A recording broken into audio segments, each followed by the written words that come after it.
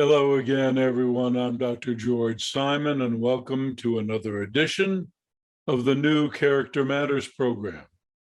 This is a program where we talk about what I consider to be the defining issue of our time, the character crisis that we face and that we've been in for some time now, and that affects all aspects of our lives, from our interpersonal relationships to our family relations, to our community relations, to our political and social affairs, international affairs, even business affairs. Everything is impacted by the character crisis that we have been in for some time now. And we have been increasingly, unfortunately, relying on other persons and structures, even medications, to do the job of what a well-formed character was always meant to do, the role that a well-formed character was always meant to have. And in times past, a lot of energy and time was devoted to this task, to helping shape the character of individuals from a very early age. And someone once said that it takes a village. Well, it took an awful lot of dedicated time and energy from parents and other caretakers, teachers, extended family and friends, neighbors, all focusing on the same thing, developing and preserving character.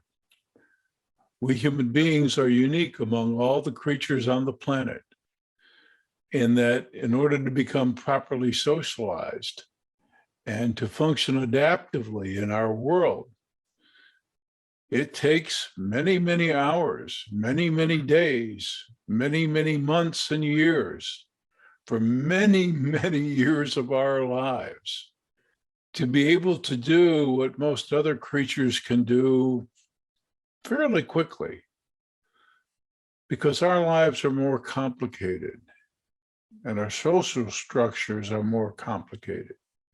And to function adaptively within them, we have to shape character. And unfortunately, a vicious cycle has been going on for several years now, whereby more and more character-impaired people have entered the society. And as that has come about, institutions and structures meant to help foster character became corrupted and kind of fell apart, so to speak. And these structures and institutions that were meant to foster character could no longer do the job. And as a result, even more character-impaired people entered the society. It's a classic vicious cycle. It's been going on for too long now. And toward that end, I've been working on a book that's going to be ready for publication very soon. I will have an announcement about its release date within the next 2 weeks. And this book expands upon greatly some principles I outlined very, very briefly in my comprehensive work on character disturbance years ago. And it expands upon what I now call the essentials for the journey, proven principles that we've been talking about in these series here on the podcast, proven principles for developing healthy character, time-tested axioms, things that must be learned, lessons that must be mastered, and more important than that, taken to heart in order for us to be decent human beings and to function adaptively within our complex environment. And toward that end, I've been talking about commandment number 6, which has to do with gaining mastery over one's impulses, developing a kind of mindfulness where we not only think before we act, but we are careful to think in proper ways that will help us act in proper ways. And so that's what we're going to be talking about on today's program. It's not enough to think before you act. What you think and how you think matters too. And in my books, In Sheep's Clothing, and in my book, Character Disturbance, I outline some of the major problematic ways that we tend to think that impair our character development. And I also have several articles on my blog at drgeorgesimon.com. That's drgeorgesimon.com, that address the same principles, these same erroneous thinking patterns. Now, I was not the person to develop some of these ideas. One of my mentors, one of the mentors of everyone who dares to deal in the field of character disturbance, developed most of these erroneous ways of thinking. He found them to be characteristic of individuals who had a great deal of trouble functioning in life and ended up committing crimes and entering the penal system in one way or another. But actually, these erroneous ways of thinking are common to all individuals with character impairments. And I expanded upon these ways of thinking. I redefined some of them. I added some new ones. And I want to talk about a few of them today. One of them being egocentric thinking. Now, egocentric thinking is not quite as malicious as it may sound. Egocentric thinkers just tend to think a lot about themselves and what they want. So when they're contemplating an action, when they're thinking before action, unfortunately, they're thinking a lot about themselves and how what they're about to do might benefit themselves, or how it might concern themselves. What they're not thinking about enough is how what they're about to do is going to impact someone else or something else, or even the world or the community at large. They're not thinking about those things. It's just not part of what they consider important. So habitually, they tend to think primarily about themselves and their own benefits. And so when they think before they act, unfortunately, they think wrongly because they don't think broad-based enough. So once again, as I pointed out earlier, it's not enough just to think before you act to exercise proper control over your impulses. What you think and how you think matters too. And egocentric thinking is a big problem in our narcissistic age. There's a lot of aspects of our culture that reinforce this kind of thinking. Egocentric thinking many times is accompanied by egomaniacal thinking. Egomaniacal thinking is overweighting oneself and one's importance, thinking way too much of oneself, sometimes with some cause, sometimes with no legitimate cause. Egomaniacal thinkers, folks who think a whole lot of themselves, may have something to show for it. They may have a track record of accomplishment, but they don't necessarily have to. They're kind of, as the mentor who has written about this once said, they're kind of like legends in their own minds. And so, once again, they may pause and think before they act. However, what they think and how they think is problematic. They tend to think too much of themselves and what they can do, what they have the power to do. And so in trying to make judgments about what to do as they contemplate an action, they err in their grandiosity. Another disturbing way of thinking is what I call circumstantial thinking. When I was dealing with some of the most severely impaired characters among us, there was a common kind of phrase that they used that I abbreviated into the acronym OTLTA. One thing led to another. Things just happen. Things just happen in my life. It's my circumstances that caused my problems. It's not that I have a warped view of the world. It's not that my moral compass is not well formed and therefore I make choices that are detrimental, not only to others, but to me too in the long run. That's not it. I'm a victim of circumstance. Things just haven't been going my way. And that circumstantial kind of thinking is often accompanied by external thinking, assigning the blame or attributing the causality of events to people, places, and things outside of oneself. Like I don't have a choice.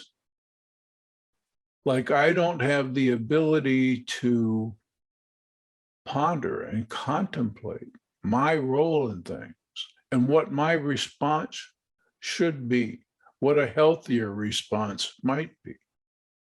So these are just a few of the erroneous thinking patterns that can impair a person's judgment when it comes to taking action.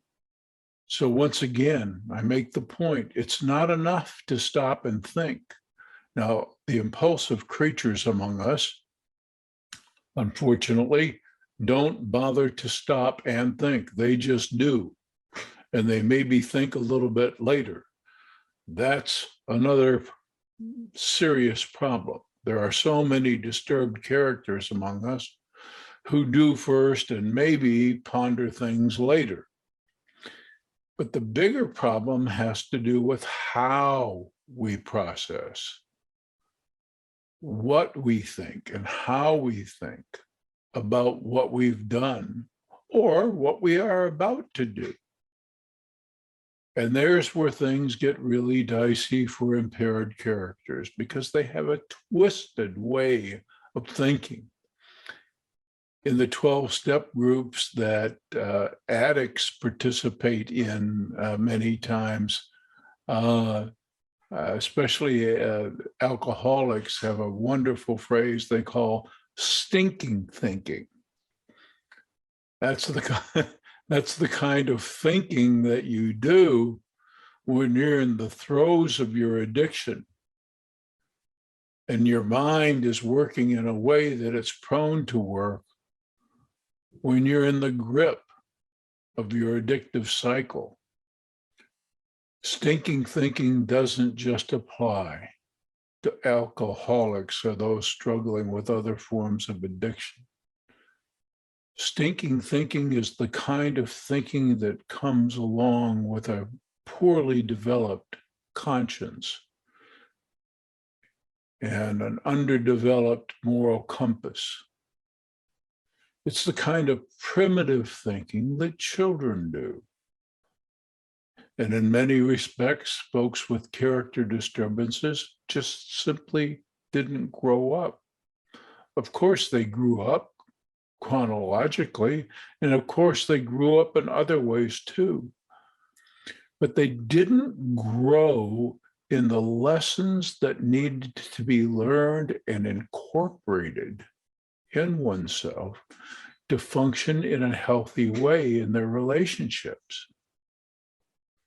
That's why character matters so much. It always has, and it always will. And every single relational problem you can think of, social ill that you could think of, I say this in workshops all the time. I just simply dare you to name a social ill or problem that I can't trace directly to the character crisis that we've been in some form or another for some time now.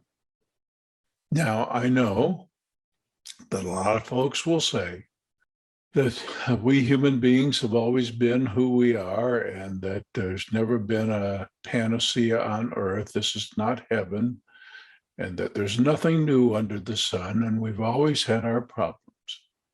But something has qualitatively changed, and the statistics prove it. Yes, it is true that no marriage was ever perfect, but families didn't so routinely fall apart.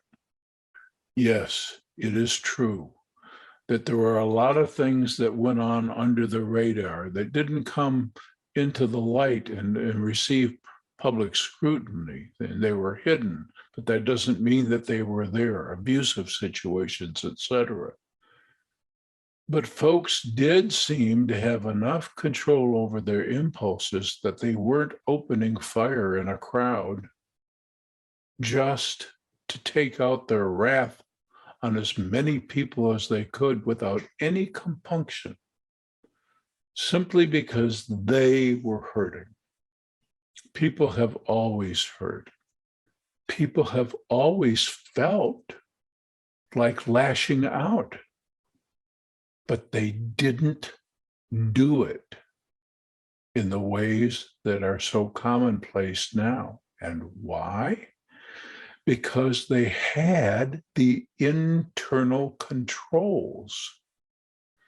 And because they had the internal controls, they didn't have to be governed by structure, by rules, by externally imposed boundaries, and especially by medications to do for them what has always historically been the role of character.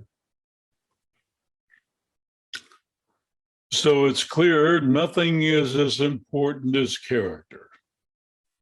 And when it comes to learning to manage our impulses and gain mastery over them, and to not only stop and think before we do things, but also think rightly about things before we allow ourselves to act.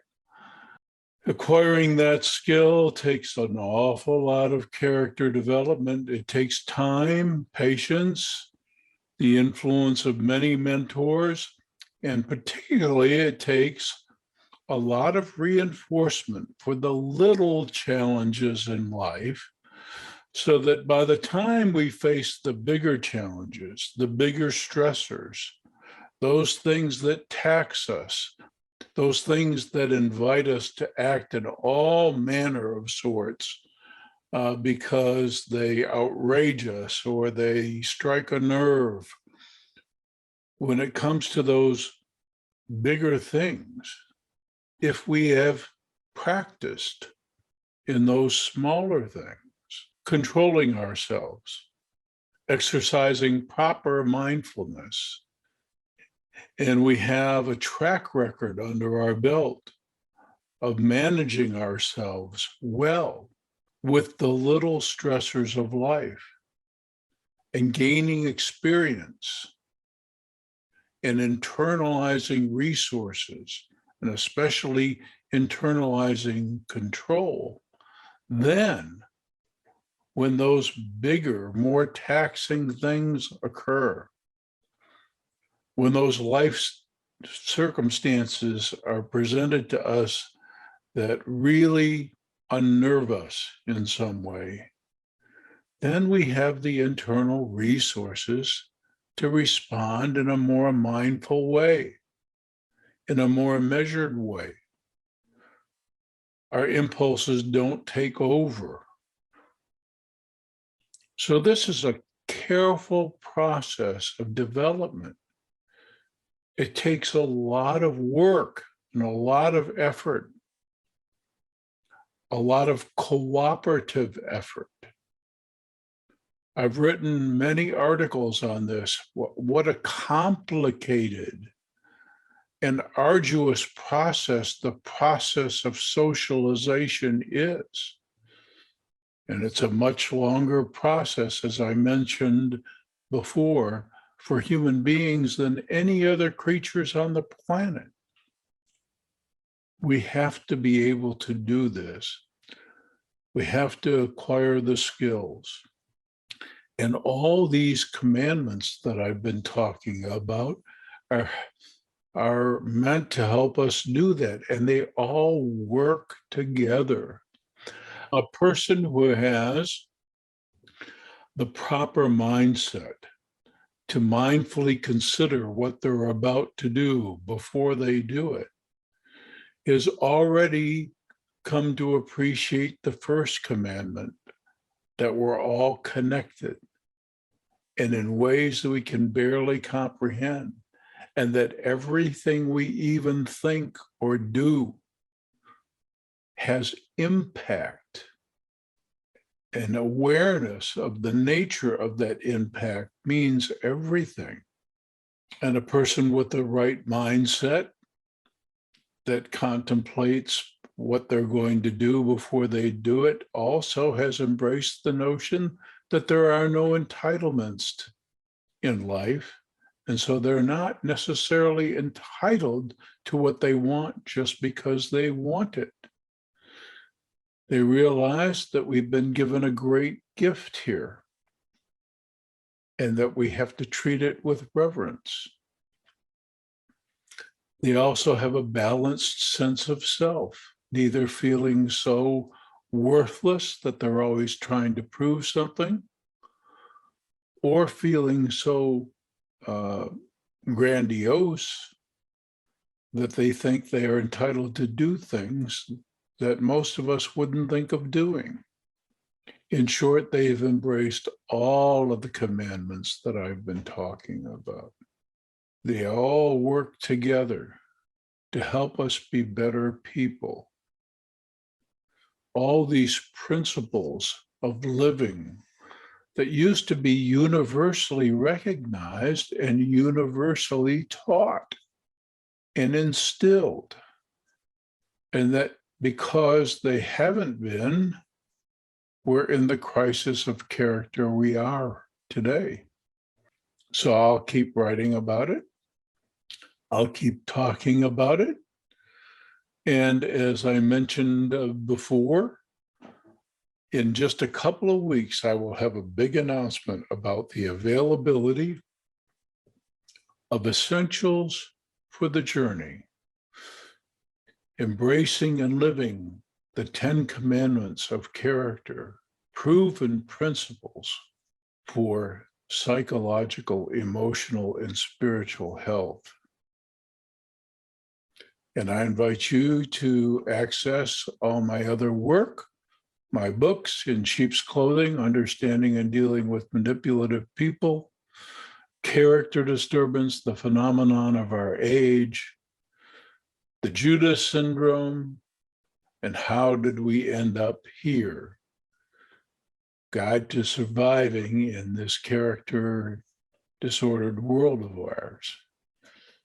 And to visit the blog at drgeorgesimon.com. That's drgeorgesimon.com, where you can find hundreds of timely, free articles that will either help you grow in character or help you deal with that character impaired person that you might happen to be in a relationship with.